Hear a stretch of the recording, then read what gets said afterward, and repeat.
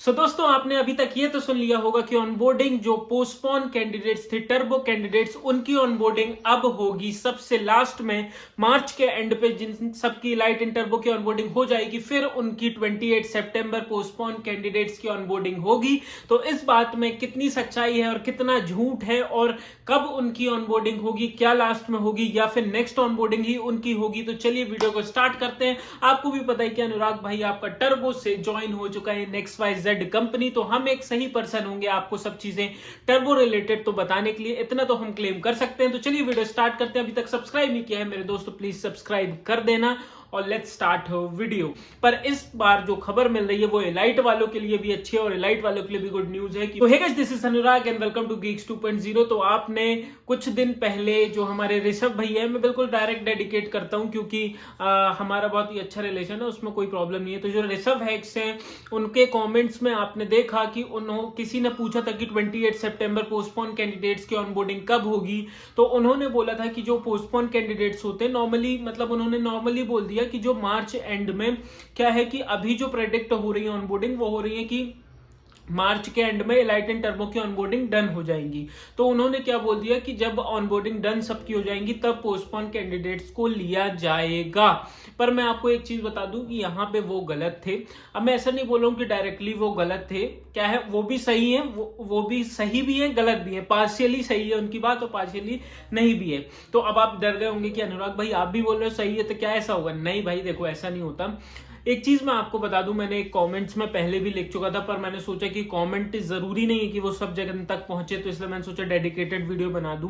देखो, एक बात ये है कि नॉर्मली जो पोस्टपोन कैंडिडेट्स दो टाइप के होते हैं। एक तो जिन्होंने खुद ने पोस्टपोन करके रखी है, पहले आपने देखा था जब ये अप्रैल मार्च मई पे ऑनबोर्डिंग चल रही थी तो लोग पोस्टपोन कर रहे थे क्योंकि लोगों की कॉलेज चल रहे थे उस टाइम पे।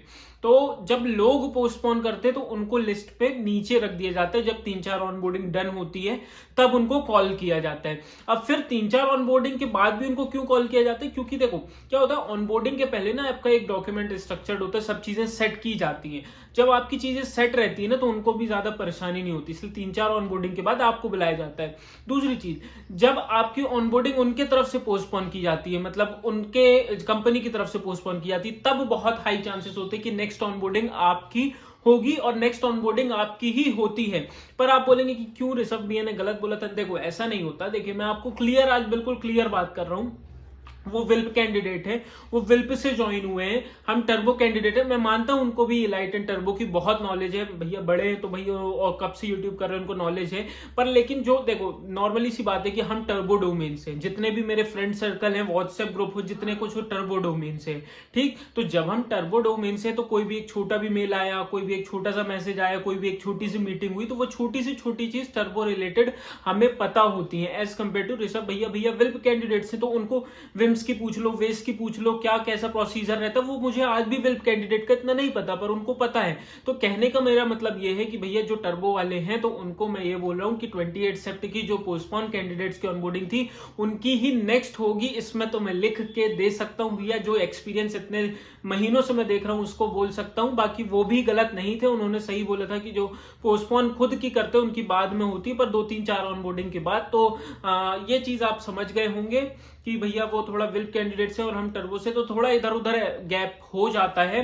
बाकी जो मुझे लगा मैंने वीडियो बना दी, और आपको अब तो ये चीजें तो बिल्कुल क्लियर हो गई होंगी। और एक चीज में, और आप अब बोलेंगे अनुराग भाई फैक्ट भी दिखा दो और प्रूफ भी दिखा दो। वैसे हम प्रूफ दिखाने में ज्यादा भरोसा नहीं करते क्योंकि हम हिंट हिंट में बात करते हैं, पर प्रूफ के तौर पे मैं बता देना चाहता हूं कि अब जो पहली ऑनबोर्डिंग टर्बो की हुई थी वो 4 जुलाई की थी, सेकंड ऑनबोर्डिंग जो टर्बो की हुई थी वो 25 जुलाई की थी, एंड थर्ड ऑनबोर्डिंग जो होने वाली थी वो थी 1 अगस्त की, या 1 अगस्त की थी, एंड 8 अगस्त को आपकी ज्वाइनिंग होने वाली थी।